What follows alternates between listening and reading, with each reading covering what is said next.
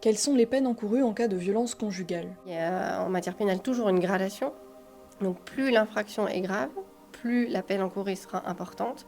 Donc des violences qui n'ont pas entraîné de blessures ou pour lesquelles on n'a pas pu constater médicalement de blessures sur conjoint seront punies d'un maximum de 3 ans d'emprisonnement. Mais je dirais que c'est un minimum, puisqu'il y a de multiples circonstances aggravantes qui vont pouvoir s'ajouter, notamment si les faits ont été commis en présence d'un enfant, puisque depuis maintenant plusieurs années, l'enfant est considéré comme une victime directe des faits de violence, mais également si des blessures sont constatées, plus les blessures sont importantes, plus la peine encourue sera également importante. Ça, c'est sur les violences simples, mais il y a aussi toutes les questions de harcèlement moral au sein du couple qui sont une infraction, les appels téléphoniques malveillants et les messages malveillants au sein du couple qui sont également une infraction et qui font encore un certain nombre de peines. Et au-delà de la prison, parce que en fait la prison n'est pas une réponse, c'est une réponse qui permet d'éloigner le conjoint immédiatement, de protéger la société, de protéger la victime.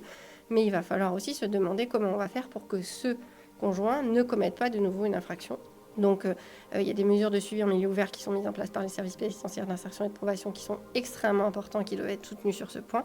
Et puis il y a un certain nombre de peines qu'on dit complémentaires, d'interdiction de paraître dans des lieux, d'interdiction de contact avec les victimes, également des obligations d'effectuer des stages de prévention des violences conjugales ou des stages de prévention des violences sexuelles ou sexistes qui ont pour but de faire de la pédagogie. Et donc on peut apprendre de ces erreurs et apprendre par le biais d'autres professionnels qui viennent nous faire réfléchir sur l'ensemble de ces éléments. Et puis il y a un autre dispositif qui existe qui s'appelle la justice restaurative qui a pour vocation de faire réfléchir les auteurs en les mettant en face de victimes de faits de cette nature.